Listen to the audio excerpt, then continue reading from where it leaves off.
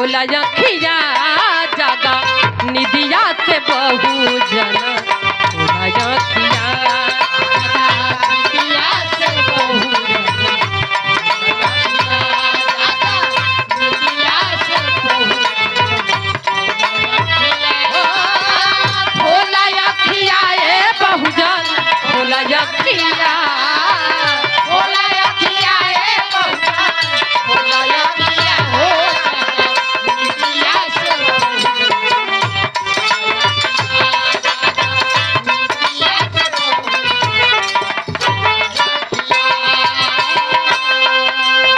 हमें सिखाया गया कि आप वेद पढ़िए, रामायण पढ़िए, गीता को पढ़िए और मेरा बहुजन समाज उसी पर टूटा हुआ है। खुद को जातियों में बांटने के बाद अभी भी हक अधिकार के बात इन्हें के समझ में कुछ लोगन के नहीं आवतियो। वैसे जे जाग गए लोग खातिर तो दिल दिमाग से वो दुरुस्त बा, लेकिन आप लोगों को हमारा प्रयास है कि हमारे सभी बहुजन भाई इस बात को समझें और सुने। लाइन मेरी कहती है क्या कब तक सोए रहोगे? हक के अधिकार की बात आती है, मान सम्मान की बात आती है तो कहना है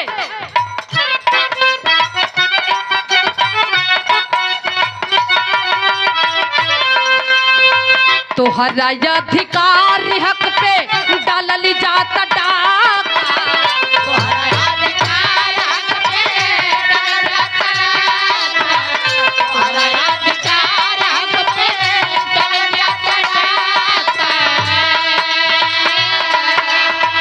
माने स्वाभिमान के अरे माने स्वाभिमान के मिटावल जाता फाका,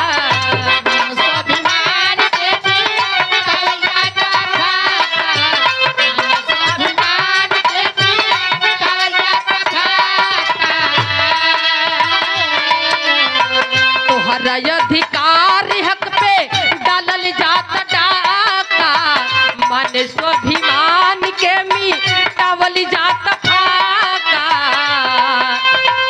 बात करे बढ़ी चढ़ी तुहरी छतिया, राज करे बढ़ी चढ़ी तुहरी छतिया, जगा निदिया से बहुजन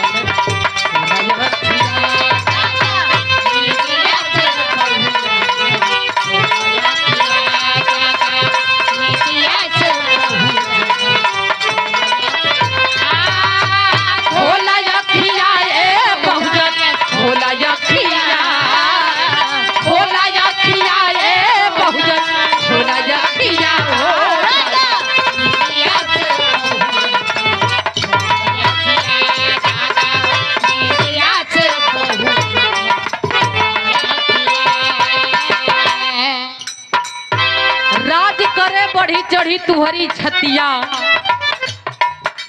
जागा निदिया से बहुजन खोला अखिया। हमें यह बताया गया कि तुम भागवत पढ़ो, तुम रामायण पढ़ो, तुम गीता पढ़ो, इससे तुम्हारे घर में शांति बनी रहेगी, पद प्रतिष्ठा, मान सम्मान, यश वैभव हमेशा बना रहेगा। और एक खुद संविधान पढ़ने के बाद इनके बेटे इनकी बेटियां चल करके विदेशों में पढ़ाई कर रहे हैं। इस बात को सोचने की विषय है। लाइन मेरी कहती है, क्या कह रही है मास्टर भैया?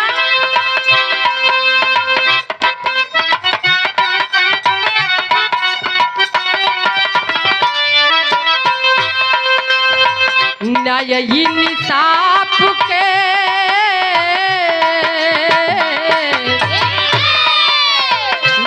इंसाफ के तू खाली जात बगिया,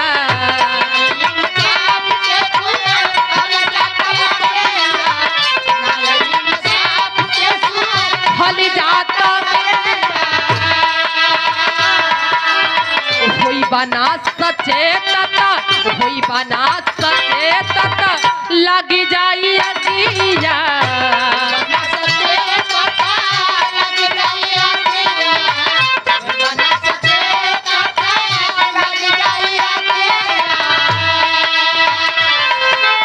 न्याय इंसाफ के सू बना सचेतता लगी जाई दिया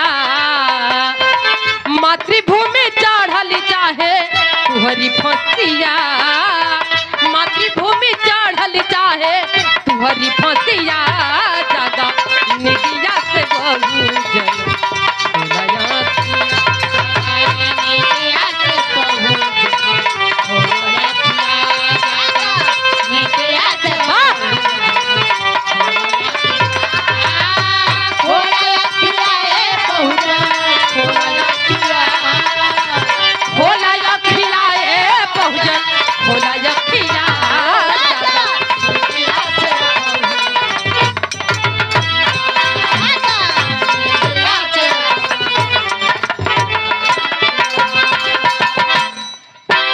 जागा निदिया से बहुजन खोला अखिया।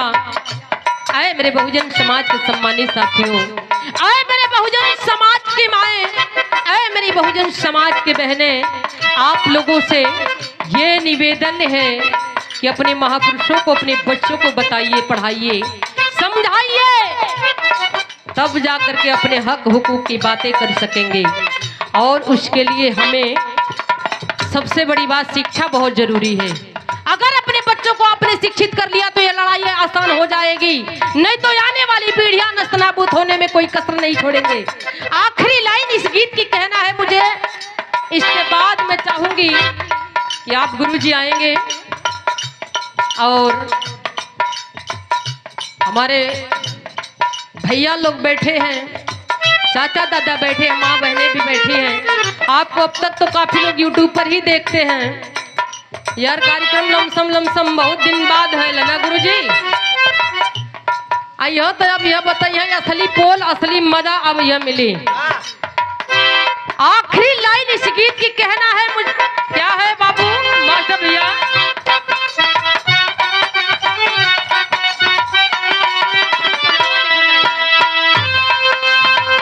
छोटू सचेत हो जा,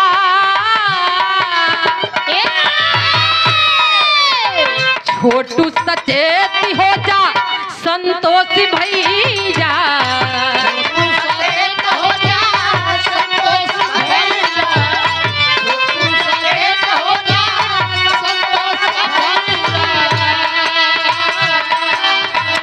गोलू सचेत हो जा, अनिल भैया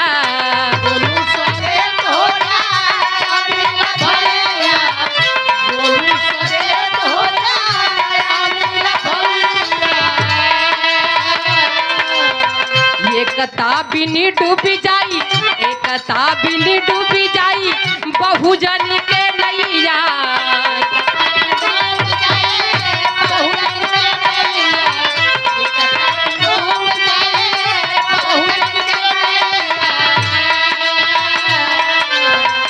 कहेली सीमा है बचावतिया।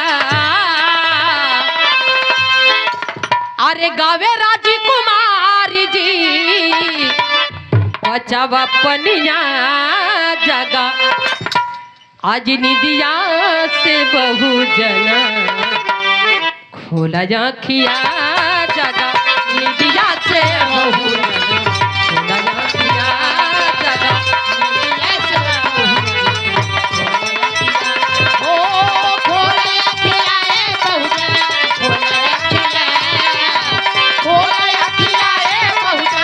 छोड़ा